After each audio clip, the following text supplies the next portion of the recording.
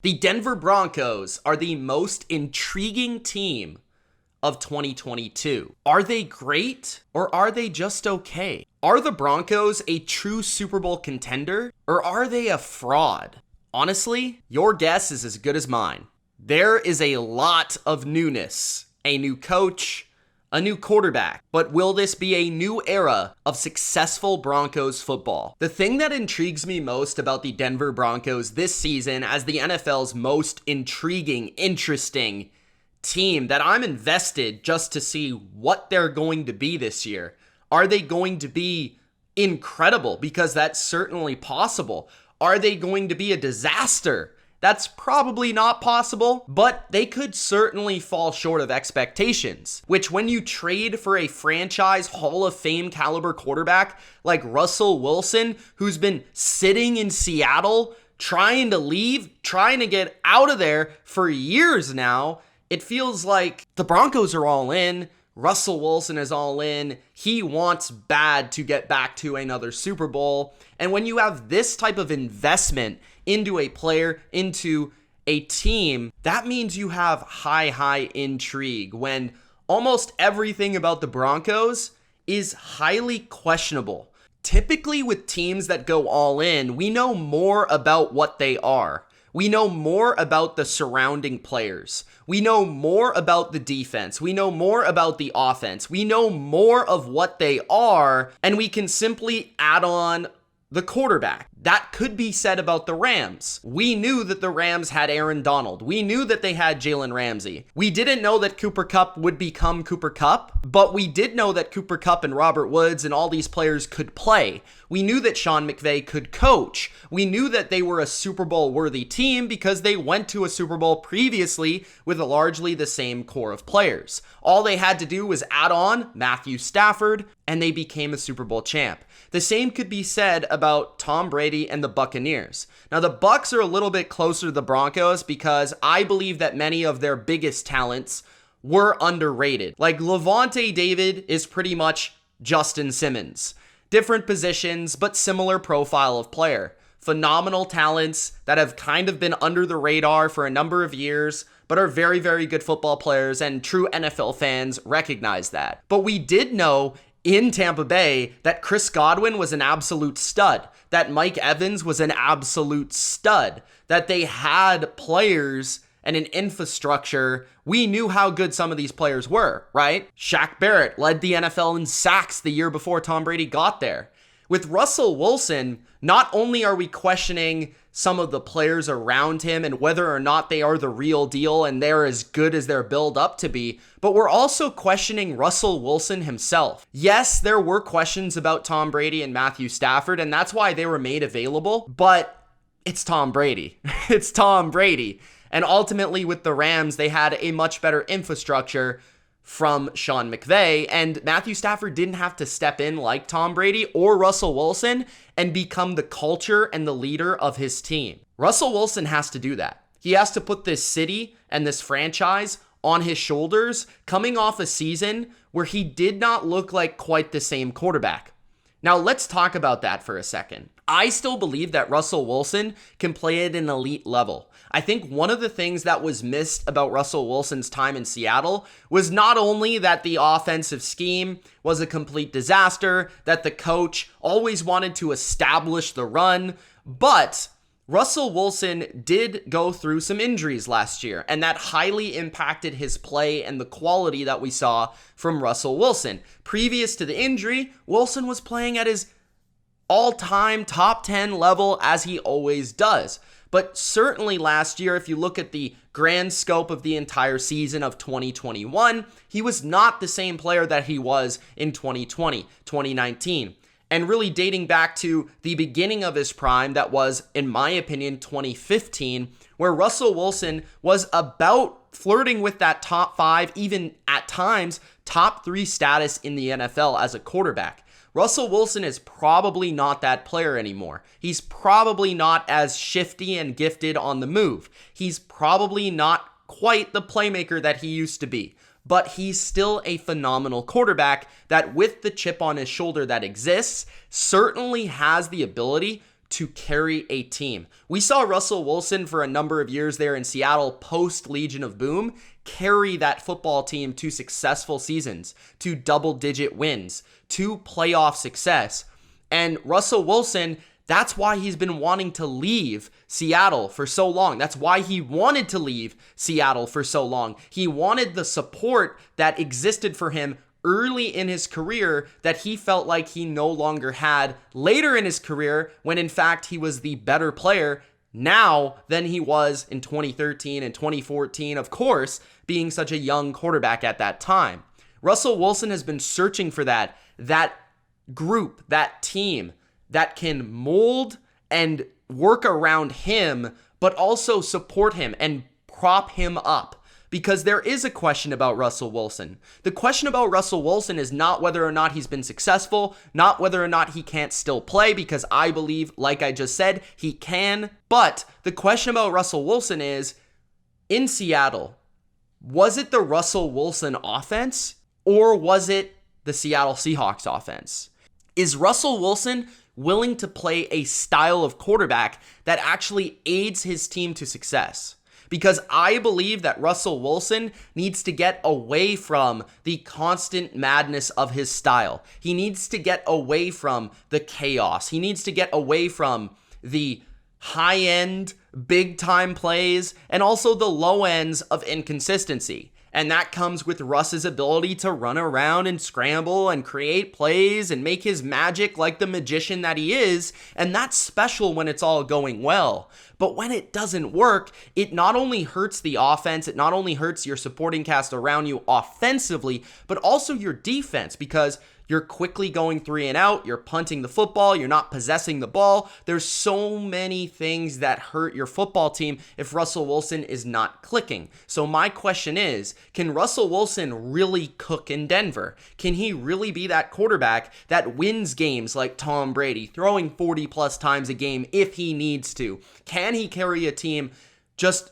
through quick, decisive playmaking and quick, decisive decisions? Or does he have to be the quarterback that he always has been since his rookie season? He's just gotten better at it. From really young playmaker to borderline magician, that is what Russell Wilson has always been, is this big time, go for it, if you're not first, you're last mentality to the quarterback position. And that's what I think has driven Seattle to move on from Russell Wilson. And I also believe that Russell Wilson wanted to move on because he believed he could do more, and he believed he needed the supporting cast to support him. When I look at the skill positions in Denver, I feel like the offense would benefit from a Russell Wilson that was a little bit more conservative and a little bit more within structure of the offense.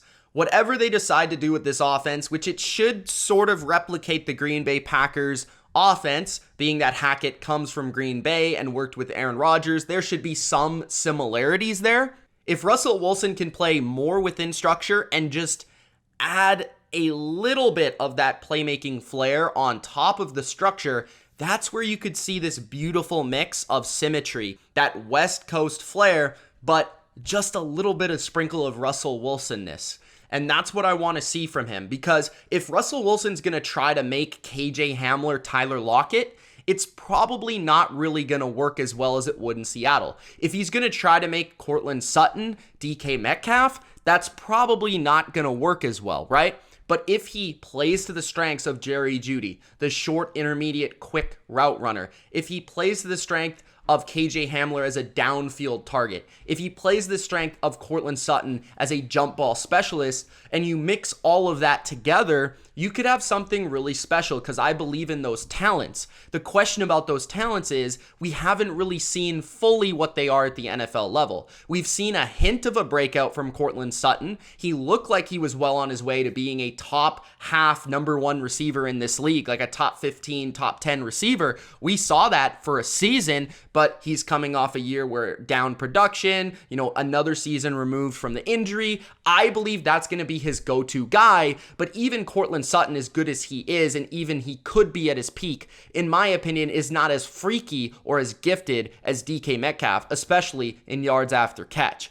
Now, Tyler Lockett was this guy that just had unique rapport and ability to connect with Russell Wilson. Can he find that with Jerry Jeudy or with KJ Hamler? Hamler's a guy that a lot of people are sleeping on, but I view Hamler as somebody that can almost replicate Tyler Lockett's success due to his little quick twitchiness and his vertical speed, that both areas Tyler Lockett possessed very, very, very well and made Tyler Lockett, one of the top 20 receivers in the NFL over the last 3 years. And then you've got Jerry Jeudy, who's kind of a unique addition to Russell Wilson. Can Jerry Jeudy be that guy that adds a little bit more stability to Russ? Like, Jerry Jeudy ultimately is the biggest X factor of this team, because Jerry Jeudy was the receiver that was billed to be, coming out of Alabama, the route running extraordinaire. If he can unlock that short, intermediate, middle of the field that Russell Wilson often neglects, that could really open up not only the offense, but Russell Wilson to taking the next step and bypassing the barrier that has long been there for Russell Wilson in Seattle. That could actually make Russell Wilson a better quarterback if Jerry Jeudy can find a way to unlock the middle of the field for this offense. I have my questions about Jerry Jeudy. He has never lived up to the production just yet. You could blame that on the quarterbacks. You could blame that on the coaching. You could blame that on whatever. But the fact of the matter is, we have yet to see Jerry Jeudy produce at the level that we expected him to coming out of college. The other thing that I'm not in love with Jerry Jeudy is he doesn't possess the explosive traits of other alpha receivers, which is why I believe that Courtland Sutton will be the number one. But if Jerry Jeudy can play to his strengths and almost be a little bit of a Hunter Renfrow-esque player for this offense, he could find a lot of success with Russell Wilson. And like I said, that could unlock a little bit of the easy plays in the offense for Russell Wilson. The one area that I really love about the Broncos that I think will really suit Russell Wilson is the run game and the offensive line of Denver. I think that Russ really operates well when he has a pretty good run game. And I don't think that this run game could just be pretty good. I think it could be excellent. I think Javonte Williams could be, this year, maybe not Jonathan Taylor type breakout, but he could have a massive breakout this season, not only as a runner, but a receiver out of the backfield. This guy is absolutely dynamic in the open field, not in terms of pure speed, but in terms of breaking tackles. And if you recall, there was a running back that was pretty good at breaking tackles in Seattle with Russell Wilson when he was winning a lot of games. You guys know who that is.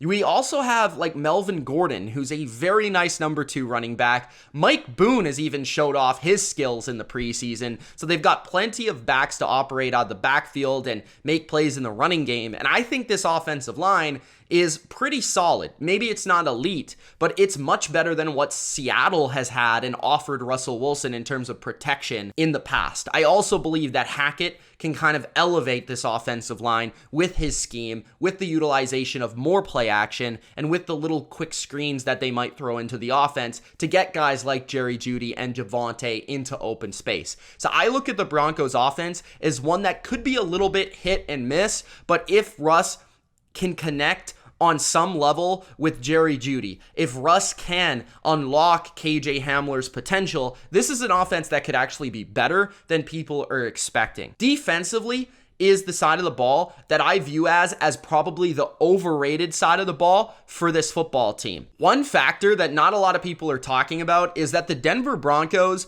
were kind of a paper tiger defensively last year. When you look at it statistically, the Denver Broncos, from an efficiency standpoint, were not a very good defense. From an overall statistical standpoint, everyone will talk about the points allowed and the yards allowed, right? They were top 10 in points allowed. They were top 10 in yards allowed. They were 3rd in points allowed and 8th in yards allowed. That's fantastic on the surface. But when you dive a little bit deeper into the Broncos defense, you realize that it wasn't quite a top 10 unit last year. It wasn't really that close. I mean, they were 25th in time of possession allowed. They were 26th in plays allowed. They were 22nd in yards per drive. They were 28th in scoring percentage allowed. They were 21st in turnover percentage. They weren't causing turnovers last year. When you dive deeper into DVOA, they were 20th in DVOA. They were 21st versus the run and 20th versus the pass. If you think that whoa, Russell Wilson is being added to this dynamic defense. That's not actually the case. Denver had to do some work in adding some players to their defense to make sure that it was in tip-top shape for a potential run as a dark horse in the AFC. And I know some of you are probably going to comment, well, Mitch, it was because the offense wasn't very good. Teddy Bridgewater was the quarterback. This wasn't a very good offense. That's why the defense suffered in those efficiency metrics. Well, you're actually kind of wrong about that. Now, I understand that the Broncos offense wasn't dynamic. They weren't scoring a ton of points, but they were possessing the ball. The Denver Broncos offense last year was third in time of possession, which keeps your defense off the field. They were sixth in plays run, and they were also 12th in yards per drive, which is above average. So this offense was actually kind of underrated last year, especially when it came to playing slow and helping their defense allow less points and less yards, which shows up in their stats. So ultimately, if Russ is going to play this fast pace, if Russ is going to play at this pace where he's hit or miss, he's big play or no play, then that's really going to hurt this team if their defense performs the way they did last year. But if Russ can play a little bit slower and a little bit more efficient, but also add more points to the board, and this defense, which added elements like DJ Jones to the defensive line, Randy Gregory to the edge position, if this team can just upgrade on defense from a pass rush and a run defense perspective, and then you add Kwan Williams to the nickel, I feel like, yeah, the defense should be better from what it was from an efficiency standpoint. It should look a little bit closer to what it looked like in terms of the points allowed and yards allowed metrics, which, like I said, were a little bit misleading. The Broncos defense is a lot like the offense, in my opinion. They have a lot of solid to quality good players, but they don't have many great players. Can Pat Surtain take that jump into like shutdown cornerback mode? In that case, you would add another elite player to the secondary along with Justin Simmons. We've seen Bradley Chubb have success in the NFL and good seasons in the NFL, but we haven't seen the consistency from him. Can Randy Gregory, as the opposite edge, unlock Chubb this season? Can Randy Gregory play a full season and be consistent in his own right? Is DJ Jones the real deal coming from San Francisco? Because Shelby Harris is gone. When you look at the interior defensive line, they're okay, but they're not fantastic. Williams, Jones, Purcell, these guys are role players, solid players, but nothing fantastic. Kwan Williams has been a very solid nickel corner. Can he play like he did a couple years ago in San Francisco? Maybe. Kareem Jackson's getting a little bit older. Ronald Darby's getting a little bit older. So there are certainly concerns. The linebacker position is probably the weakest position on this football team from a roster standpoint. I think that the Broncos defense has the potential to be a good unit, just like the offense. And that's why this team is so intriguing to me. This team has so many talents. They have skill. They have potential, but they have not put it all together individually, never mind from a team perspective. That's what makes the Broncos such an intriguing team. Not only do they have a new coach and a new quarterback, and they have the attention of Russell Wilson and the attention of the AFC West, which is highly competitive, but they have a lot of players like Bradley Chubb and Jerry Jeudy who lead the list of players that we know they have talent, but can they actually elevate? Can they actually prove that they are what we say they are? And that is why the Broncos are so interesting to me this 2022 NFL season. Can Russell Wilson make the Broncos